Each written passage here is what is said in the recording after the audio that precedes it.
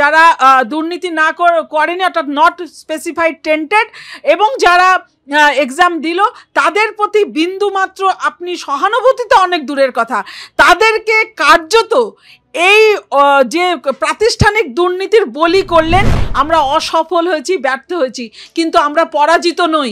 আমরা পরাজিত নই এই কারণেই আমরা যে কথা বারংবার বলেছিলাম, হ্যাঁ দুর্নীতি হয়েছে, দুর্নীতির শিকার আমরা, যারা দুর্নীতির সরাসরি শিকার এবং যারা এই শিক্ষা ব্যবস্থাকে দুর্মুষ করে যে এইটা প্রমাণ করার যে ধীরে ধীরে দেখো সমস্ত টিচার মানেই ব্যাপারটা একটা ম্যানুপুলেটেড এবং তখন মানুষ আস্তে আস্তে ধীরে ধীরে কি সরকারি স্কুল বিমুখ হবে এবং পরবর্তীতে বেসরকারিকরণের দিকে অনেক দূর এগিয়ে যাবে। এটা তো সুদূর প্রসারী পরিকল্পনা এবং এইটাকে খুব টেকনিক্যালি করছে মুখ্যমন্ত্রী। দিদি, এসএসসির পরীক্ষা হলো একেবারে 7 তারিখ, এর আগে টেন্টেড ক্যান্ডিডেটদের লিস্টও বেরিয়েছে 1806 জনের, কিন্তু ঠিক তার আগেই আমরা মুখ্যমন্ত্রীকে বলতে শুনলাম যে যারা 10 বছর পর্যন্ত কাজ করেছে তাদের গ্রুপ সিতে চাকরি দেবে এবং যে নতুন পরীক্ষা, সেই নতুন পরীক্ষার জন্য নাকি তারা তো সেরকম কিছু করতে পারবে না কারণ কি আইনি ব্যবস্থা রয়েছে, সেক্ষেত্রে তাদের হাতে যেটুকু আছে এজ রিল্যাক্সেশন, অতিরিক্ত 10 নম্বর সমস্ত সুবিধা তারা করে দিয়েছে। তাও আপনি পরীক্ষায় বসতে পারলে না এজ রিল্যাক্সেশনের জন্য, কি বলবেন, সুবিধা কি পেলেন না কেন? যেহেতু কোর্ট আমাদেরকে এটা পারমিট করেনি, যারা ডিপ্রাইভ ক্যান্ডিডেট যাদের 40+ হয়ে গেছে তারা এতটাই দুর্নীতির শিকার, তারা নিজেকে আরেকবার প্রমাণ করার সুযোগ থেকে তাদেরকে বঞ্চিত করলো স্কুল সার্ভিস কমিশন। এক্ষেত্রে আমি সরাসরি কোর্টের কাছে এই জন্যই বলবো না, কারণ নোটিফিকেশান দিয়েছিল কোর্ট আমাদের স্কুল সার্ভিস কমিশন, তারা যদি এইটাকে মনে করতো যে না আমরা এই যে প্রাতিষ্ঠানিক দুর্নীতি হয়েছে সেই দুর্নীতির কারণে তাদের এজগুলো আজকে ওভার হয়ে গেছে, তো চাইলে তারা দিতে পারতো, যদিও তাদের সদিচ্ছা কোনো ক্ষেত্রেই নেই, এটা আমরা দেখেছি এবং সেটা বহমান। এই জায়গায় আমি আসছি, আপনি কেন যে কথাটা বললেন, আপনি একটা শুরুতেই কিন্তু কোশ্চেন বললেন যে যারা কিনা টেন্টেড দাগি তাদেরকে পুনর্বাসন স্বরূপ গ্রুপ ডি সি এতে দেওয়ার জন্য, এবং সেটা কবে না একটা শিক্ষক দিবসের অনুষ্ঠানে, আপনি তার সিগনিফিকেন্টটাও দেখুন, সেখানে একজন মানে প্রশাসনিক প্রধান মুখ্যমন্ত্রী বলছেন, সেই জায়গায় দাঁড়িয়ে আমাদের সাধারণ মানুষের বোঝা উচিত যে কার্যত মুখ্যমন্ত্রী দুর্নীতিকেই নীতি করতে চেয়েছেন এবং সেইটাকে লালন করছেন এবং সেদিকে এগোচ্ছেন বলেই আজকে যারা সরাসরি দুর্নীতির সাথে যুক্ত, এটা প্রমাণিত সত্য, আজকে যে 17 রকম দুর্নীতি হয়েছে তার একটা পার্ট তারা, এটা জানা সত্ত্বেও মুখ্যমন্ত্রীর কাছে তারা কোড আনকোড বেচারা, তাদের প্রতি সিম্প্যাথি, অথচ যারা ডিপ্রাইভ, অথচ যারা দুর্নীতি না করেনি অর্থাৎ নট স্পেসিফাইড টেন্টেড এবং যারা এক্সাম দিল তাদের প্রতি বিন্দুমাত্র আপনি সহানুভূতি তো অনেক দূরের কথা, তাদেরকে কার্যত এই যে প্রাতিষ্ঠানিক দুর্নীতির বলি করলেন এই মুখ্যমন্ত্রী বলুন, স্কুল সার্ভিস কমিশন বলুন, আর আপনি পর্ষদ যাই বলি না কেন। কারণ দেখুন নামে আছে কাগজে স্কুল সার্ভিস কমিশন একটা অটোনমাস বডি, ইট ইজ, আমরা বলছি কি এটা একটা অটোনমি, স্বায়ত্ত শাসন, কিন্তু কোথায় শাসন তো একজনের হাতে, সেটা হলো মুখ্যমন্ত্রী। যিনি বলেন কিনা আমি 294টা আসনে আমি একাই প্রার্থী, অতএব বোঝাই গেছে যে মনিটরিং সেখান থেকে, ফলে এর কালেক্টিভ রেসপন্সিবিলিটি অটোমেটিক্যালি কিন্তু আপনি মুখ্যমন্ত্রীকেই আমরা বলবো এই আমাদের জীবনটাকে এই নরক করে দেওয়ার জন্য, আমাদের শ্মশানের নিস্তব্ধতা আনার জন্য এক এবং একমাত্র দায়ী মুখ্যমন্ত্রী। কিন্তু সেক্ষেত্রে তাহলে সুবিধাটা কি করে হচ্ছে, কারণ কি তিনি সেই শিক্ষক দিবসের প্রোগ্রাম থেকেই বলেন যে এজ রিল্যাক্সেশন কিন্তু দেওয়া হয়েছে। এজ রিল্যাক্সেশন যারা ইন সার্ভিস ছিলেন, অর্থাৎ যারা এই যাদেরকে আনটেন্টেড বলা হয়েছে তাদের ক্ষেত্রেই শুধুমাত্র এই এজ রিল্যাক্সেশনটা কারা দিয়েছেন, সুপ্রিম কোর্ট দিয়েছে, এটা কিন্তু স্কুল সার্ভিস কমিশনের কথাই নাই। তাহলে ওই জায়গায় আসছে এবং দেখুন বঞ্চিতরা কত রকমভাবে বঞ্চিত হচ্ছে। এই যে আপনি শুরুতে বললেন যারা তো ধরুন 40+ হলো তাদেরকে কমিশন অ্যালাউ করলো না, 1, 2 যারা এই আনটেন্টেড অর্থাৎ ইন সার্ভিসে ছিলেন, যারা কোর্ট অর্ডারে 31 ডিসেম্বর পর্যন্ত যারা স্কুলে পড়াবেন, তারা কিন্তু 10 মার্কস আপনার হলো ওয়ার্ক এক্সপিরিয়েন্স বাবদ পাবে। কিন্তু যারা ফ্রেশার এবং যারা ডিপ্রাইভ ক্যান্ডিডেট, তারা কিন্তু শুরু থেকে কিন্তু কম্পিটিশানে 10 পিছিয়ে থাকলো গেল। এর পরবর্তীতে আসছে যেটা, যে এরকম নাম্বার ডিভিশনটা করেছে, আপনারা দেখিয়েছেন একাডেমিকটা তো একটা 10 নম্বর করেছে, এছাড়া যেটা 20 মার্কস অ্যালটমেন্ট রয়েছে, ওখানে দেখা যাচ্ছে যে আপনার ডেমনস্ট্রেশনের জন্য 10 এবং ধার্য করেছে ভাইবার জন্য 10, অর্থাৎ ওখানে আপনি ম্যানিপুলেশনের বড় একটা ব্যবস্থা রচনা করা হয়েছে। আপনি তো যিনি এক্সটার্নাল বা যিনি নেবেন ইন্টারভিউয়ার, তিনি যদি বলেন যে হ্যাঁ আমি মনে করছি যে ইনি 20তে 20 পাবে, আপনি কিছু লজিক্যালি সেই জায়গায় দাঁড় করাতে পারবেন না। অর্থাৎ দুর্নীতির একটা বড় রাস্তা কিন্তু নির্মাণ হলো এইবার স্কুল সার্ভিস কমিশন। আপনি কি মনে করছেন স্কুল সার্ভিস কমিশন যদি অটোনমাস বডি হয়ে, তারা যদি সম্পূর্ণ মুখ্যমন্ত্রীর অঙ্গুলি হেলনে না চলে যদি কাজটা করতো, তাহলে কি এতদিন পর কোর্টে থাপ্পড় খেতে মাত্র ওই 1806 জনের লিস্ট দিত? অরিজিনালি যারা রয়েছে, যে 17 দফায় যে দুর্নীতি ধরা পড়েছে, যেটা হলো একদম স্যার দেবাংশু বসাকের আপনার রিপোর্টে একদম পুরো পরিচ্ছন্নভাবে বলা আছে, সেইটা আমাদের যারা মামলাকারী, আমাদের আইনজীবী, তারা কিন্তু বারংবার বলেছেন যে সেটা নেই করেও 5 থেকে 6 হাজার হবে, তাহলে পরে সেটা দিতেন। কিন্তু সেটা আজও দেয়নি। না দিয়ে কোথাও গিয়ে এক্সাম নেওয়ার অর্থ এটা নয় কিন্তু নিয়োগ হয়ে যাওয়া। তাহলে সদ ইচ্ছা যদি থাকতো, তাহলে পরিচ্ছন্নভাবে এই এক্সামটা কমপ্লিট করতেন, আফটার দ্যাট একদম ঠিকঠাকভাবে নিয়োগের অবধি যেতেন। কিন্তু যেভাবে এক্সাম হয়েছে তার প্রেক্ষিতে যতক্ষণ নিয়োগ না হবে, একথা কখনোই বলা যাবে না যে এই নিয়োগটা স্বচ্ছভাবে সম্পন্ন হবে। ফর্ম ফিল আপ করেছিলেন? হ্যাঁ, সবচাইতে মজার ব্যাপার আপনি একটা যা বললেন, ফর্ম ফিল আপের ফরম্যাটটা এমন করেছে সেখানে প্রত্যেকেরটা কিন্তু আপনার নিচ্ছে, সে ধরেই নিলাম সেই রেসপন্সিবিলিটি যারা ফর্ম ফিল আপ করেছে সেখানে। কিন্তু স্ক্রুটিনি হবে, তো স্ক্রুটিনিতে যাদের যেখানে মনে হবে সে এলিজিবল নয়, সেখানে তো তার তো আপনার অ্যাডমিট কার্ড ইস্যু হওয়ার কথা নয়। কিন্তু যখন প্রভিশনাল অ্যাডমিট কার্ড ইস্যু হয়, দেখা গেছে সেখানে যারা কিনা 40+ হয়ে গেছে, তাদের তো অ্যাকচুয়ালি তো ইস্যু হওয়ার কথা নয়। ধরুন, আমি হাইপোথেটিক্যালি কথাটা বলছি, একজন ধরুন ওভারেজ যিনি 40+, তিনি তার প্রভিশনাল সার্টিফিকেটে কিন্তু কোনো রকম এজের আপনি কোনো ছাপ দেখতে পারবেন না, সেটা উল্লিখিত নেই। এক্সাম দিল, ভেরিফিকেশানে আমি ধরুন ম্যানুপুলেশনের মধ্যে গেলাম, আমি ম্যানুপুলেটেড হয়ে যদি এক্সাম দিয়ে আমি ধরুন কোয়ালিফাই করে আমি চাকরিটা নিয়ে নিলাম, তো এই যারা দিনের পর দিন দুর্নীতি করেছে সংগঠিতভাবে, তারা যে আবার করবেন না এ গ্যারান্টি কেউ দিতে পারবে না। এবং আপনারা ফিডব্যাক নিয়েছেন, প্রত্যেকেই কিন্তু সংশয়ে আছে এটা আদৌ কত স্বচ্ছভাবে হবে। এই কারণেই এই কথাটা বলছি যে এরা গোড়ার থেকে যে স্ক্রুটিনিটা করা ওদের উচিত ছিল সেটা ওরা করেনি, কোথাও গিয়ে ছিদ্র রেখে দিয়েছে।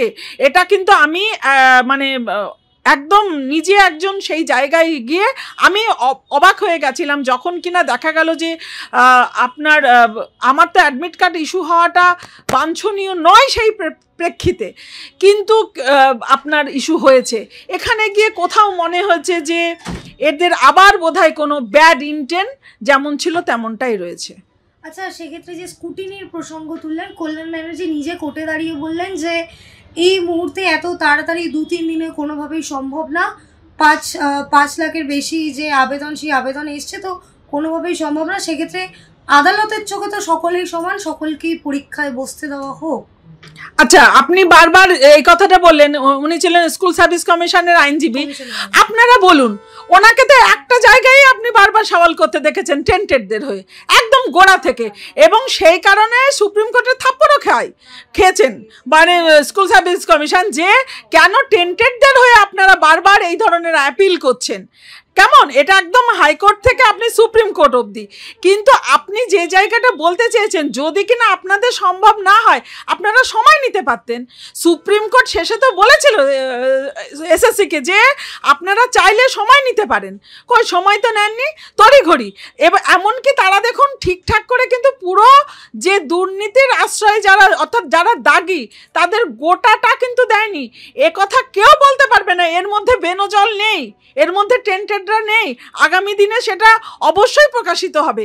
অর্থাৎ কোথাও গিয়ে সেই কিন্তু দুর্নীতিকে লালন করা, অর্থাৎ দুর্নীতিকেই নীতি তৈরি করার প্রবণতা রয়েছে। কারণ এটা বুঝতে হবে, একগুচ্ছ দুর্নীতিবাজ, একগুচ্ছ দুর্বৃত্ত, তারা প্রাতিষ্ঠানিকভাবে এই ব্যবস্থা চালিয়ে রেখেছে এবং তার শিকার আমরা।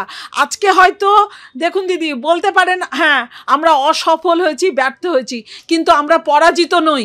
আমরা পরাজিত নই এই কারণেই, আমরা যে কথা বারংবার বলেছিলাম, হ্যাঁ দুর্নীতি হয়েছে, দুর্নীতির শিকার আমরা, এবং দুর্নীতির কারণে আমাদের জীবনে শ্মশানের নিস্তব্ধতা এনেছে এই মুখ্যমন্ত্রী, এই সরকার, এই স্কুল সার্ভিস কমিশন, সেটা কিন্তু আজকে প্রতিষ্ঠিত।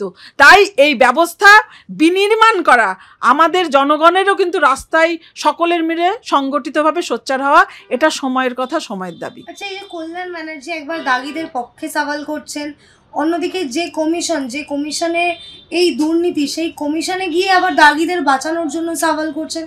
কল্যাণ ব্যানার্জির ভূমিকা নিয়ে কি বলবেন একজন আইনজীবী হিসেবে, একবার দাগিদের হয়ে, একবার দাগিদের বাঁচানোর জন্য এসএসসির হয়ে? দেখুন এটা যখন আপনি এই কথাটা বললেন না, একটা নৈতিক অবস্থান থাকতে হবে।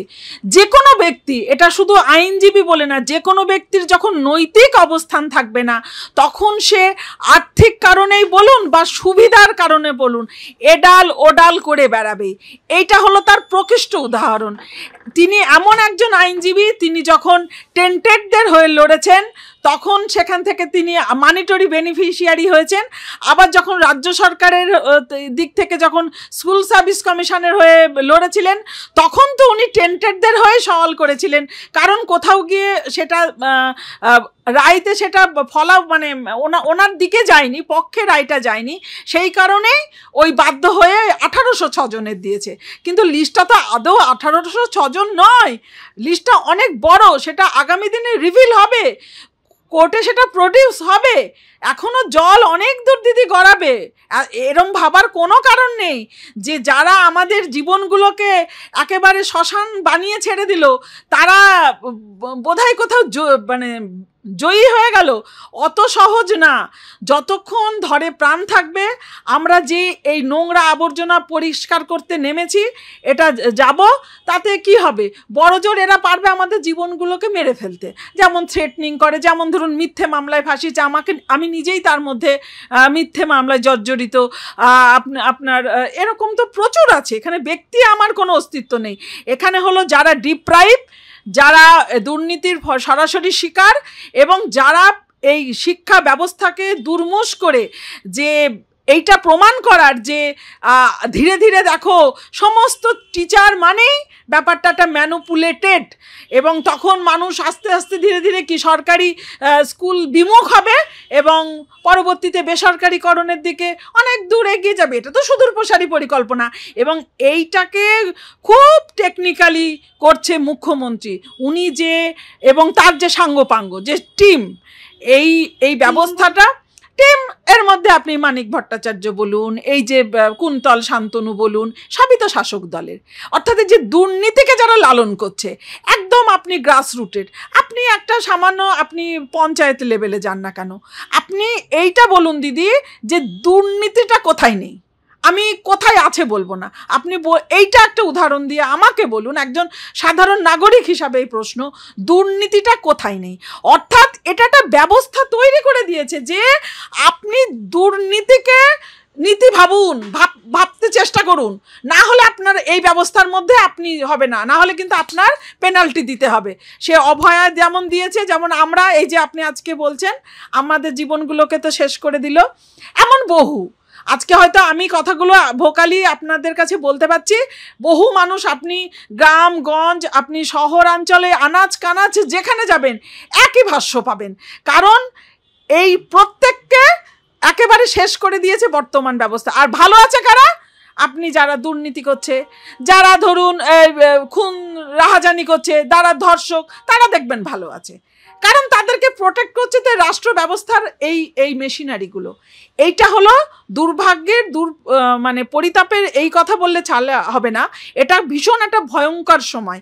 এই সময়ে সমস্যার সকলের, শুধু ব্যক্তিগতভাবে বা সমষ্টিগতভাবে আমাদের নয়, এই ব্যবস্থার বিরুদ্ধে রুখে দাঁড়ানো। আচ্ছা, আপনার হয়তো আইনজীবী ফিরদৌস শামীম, তিনি মামলা করেছিলেন। কল্যাণ ব্যানার্জি এও প্রশ্ন তুলছেন যে বিকাশ রঞ্জন ভট্টাচার্য এবং ফিরদৌস শামীম যাদের মামলা করেছে তাদের একজনে কি চাকরি পেয়েছে? প্রথমত চাকরি কাদের জন্য পাইনি, প্রথমে এই কথাটা আসবে। আমরা যারা মনে করেছি আমরা দুর্নীতির শিকার, বঞ্চিত হয়েছি, তারা আইনজীবীদের কাছে এসেছি। কোনো আইনজীবী কিন্তু আমাদের কাছে গিয়ে বলেননি এক চাকরিটা আমরা পাইনি। তার এক এবং একমাত্র দায়িত্ব এবং মানে যারা অপরাধী সেটা হলো এই ব্যবস্থা, এই ব্যবস্থাকে যারা লালন করছে সেটা হলো স্কুল সার্ভিস কমিশন, সেটা হলো মুখ্যমন্ত্রী, শিক্ষা দপ্তর, এবং যিনি বলছেন আইনজীবী তিনিও তো দাগিদের জন্য হয়ে সওয়াল করেছেন, তিনিও তো এই ব্যবস্থাটাকে এইভাবে লালন করে যাতে টিকে থাকে তার জন্য করেছে। সুতরাং তারা তো বলবেন, তারা কোথাও গিয়ে বিকাশ স্যার, শামীম স্যার, আপনার বিক্রম স্যার, সুদীপ্ত স্যার তারা কি করেছেন? তারা এই মুখোশগুলোকে প্রত্যেকদিন টেনে টেনে ছিঁড়ে দিচ্ছেন। সেই জন্যই এই ধরনের আমাদেরকে মিসলিড করছে।